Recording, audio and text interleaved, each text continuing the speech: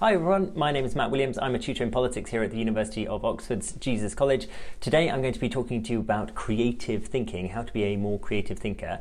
One of the tricks is not to think for yourself. It's a bit surprising, but there's a huge irony at work when it comes to creative thinking, and I'll explain it in more detail. But if you stick around to the end of the video, I'll also point out how you don't need to lose yourself, but you also need to think beyond yourself in an intriguing way.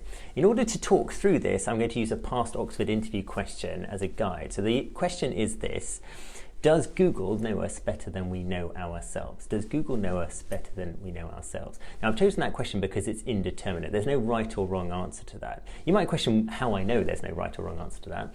Well, it's because the framework for the question is English language, and the words used are themselves indeterminate in meaning. So saying something like, does Google know us, depends on what we mean by to know. And also depends on what we mean by us and ourselves and better. We can debate the meanings of those words. So that semantic framework that we're using in order to discuss this question is fundamentally contestable. So there is no definitive, determinative answer to that. So how can you come up with a more creative solution to that sort of puzzle? Well, before we get into the how, why don't we talk about the why? Why would you want to be a more creative thinker? Well, the fundamental reason is that it gives you more power. Creative people are people that are able to transcend normal, routinized, intuitive forms of thought to come up with more original, adaptable, creative solutions to long-standing problems. And those people have the power to solve problems for businesses, to solve problems in academia. They can help us discover new medicines. They can come up with all sorts of fantastically important solutions that progress humanity. Those individuals, therefore, are commonly paid quite well in blunt terms, but they also have, in more general senses, more capacity, more power. And that's fundamentally what we train our students at Oxford to do. We train them to be more creative, more critical thinkers. And critical thinking is a skill, and like any skill, such as cooking or dancing, it can be taught and learnt and perfected. It's not something that you have to be a natural genius in order to obtain. There are some fundamental tricks. One of the first tricks is to understand what happens when you're confronted with a puzzle such as that I've just given you. Does Google know us better than we know ourselves? What's going on in your brain? Perhaps even pause the video and try and answer the question yourself. Have a think about it. What's likely happening is that there's a mixture of learning, experience, and emotion that's informing your answer. So let's start with learning and experience. As we grow up, as we're taught various things, as we interact with the world, we learn the solutions to a whole range of problems. And what's happening is that pathways in our brain are being established, called neural networks. And when we confront new problems, we tend to categorize them according to past experience. So we tend to sort of look back and think, well, this problem is quite similar to that old problem I dealt with. Here's how I solved it last time around, so this is possibly how I need to solve it this time around. This is how we train artificial intelligence, bots. So we create artificial neural networks where we reward the intelligence when it solves something in a way that we approve of. And then it tends to reinforce that learning through experience. Well, that's basically what happens in a human brain as well. The danger is that we get very good at solving things in quite predictable ways. We start to develop what are called heuristics, which are rules of thumb. They are patterns of thought which are quite predictable. The issue, therefore, is that if you're confronted with a new problem, you actually apply an old solution a lot of the time. You don't create a bespoke, a new solution to a new problem. You try and awkwardly fit it in to your old frameworks of thought. Whereas actually we can take advantage of the extraordinary plasticity of our brains in order to come up with a fresh solution using our learning and experience, for sure. You can't avoid it, but also developing ways of thinking outside the proverbial box. And I'll explain in more detail how you can do that in concrete terms in a minute. Now, what about emotion? Emotion is the other component. If I ask you, does Google know you better than you know yourself? Chances are your initial sort of gut reaction, your emotional response is, no way. No way does a corporation know me better than I know myself. There, you're betraying a sort of an emotional attachment to a certain outcome. These emotional attachments are often there whether we are conscious of them or not, in all sorts of intellectual problems. We want a particular solution, and we'll do almost anything to reach it. It would be too distressing and disturbing to even contemplate the idea that Google might have an edge on us when it comes to knowing us, whatever that means.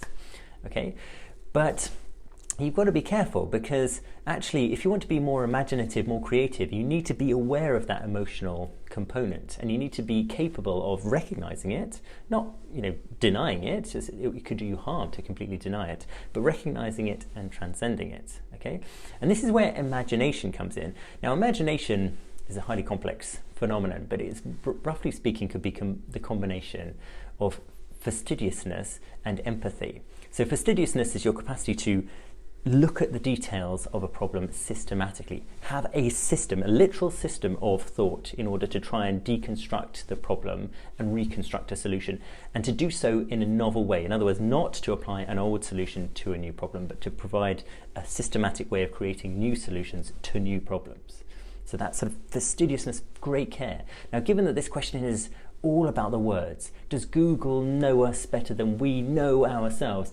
You've got to be systematically analysing that grammar, that semantics, that syntax of the question in great detail. What does it mean to know? Who is us? What is better? That's how you systematically become more fastidious. Rather than just glossing over the question, you get into the weeds. That's where imaginative people tend to thrive, is on the details. Okay.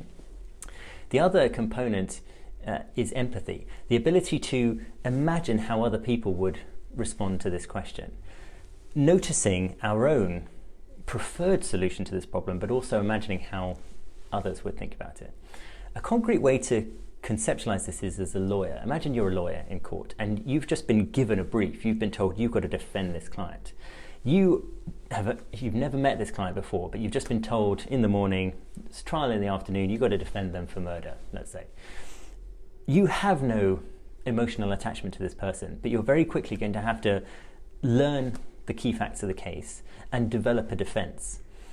And in a way, we can do similar things to solve problems.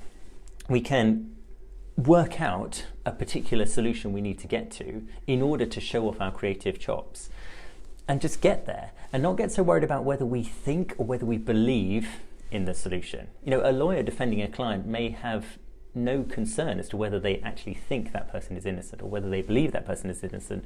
Their job is simply to defend them. And it's a similar thing that debaters have to do. They get told, you've got to argue this side, go and argue it. So in the example of the question with regards to Google, what I'd be tempted to do in order to show off my creative thinking skills would be to just argue against received wisdom, argue against the grain deliberately in an almost sort of contrarian fashion. Say, well, do you know what? I think Google does know us better than we know ourselves. And I'm going to show you how I get to that stage by being very careful and fastidious in how I analyze the terms of this question. I mean, so for example, let's deal with us and ourselves. These are collective pronouns. So Google may know us as a species better than we know ourselves. One interpretation of the question is, does Google know me as an individual better than I know myself? But another interpretation, equally valid, is, does Google know more about humanity? And the answer is almost certainly yes, in the sense of how much data it stores. Now, of course, we could have a debate about whether or not Google knows anything at all, or whether it's just a data repository. But we could also then start to think about whether we know ourselves terribly well, whether we think we know ourselves, whether we want to think we know ourselves, but actually a lot of our own thoughts are unconscious, and that Google may have access to those unconscious thoughts because of our searches. Our searches betray our hidden desires, interests, and all the rest of it. Also, of course, Google will know what others think of us, in the sense that Google has records of how others have searched things about us or have collected information on us. So as me as an individual, I don't know what the rest of the world thinks of me, but Google will know it vastly better than I do.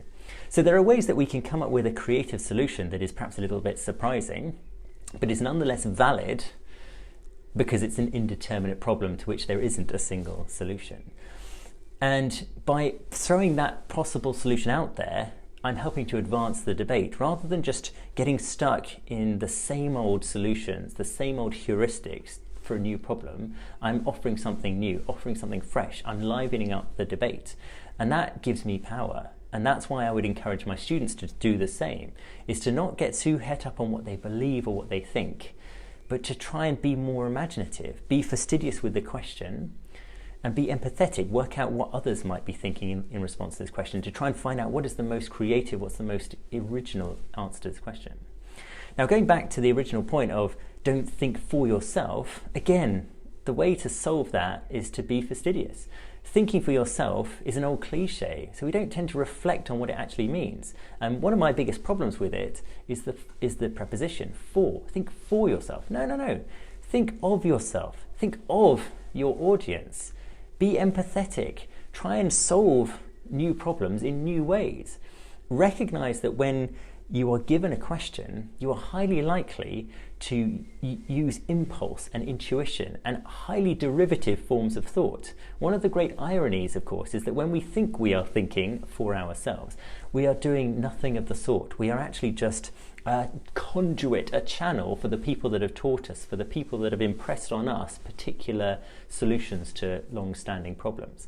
And what we need to do is to genuinely think of ourselves, work out how our brain is working, and go through all of the various options of how we can solve this problem, and try and show that we can think outside of the proverbial box. So like I say, if you want to be a truly creative thinker, stop thinking for yourself, but think of yourself. I hope that's been interesting and helpful. Let me know either way in the comments, and I look forward to seeing you soon. Thanks so much. Bye now.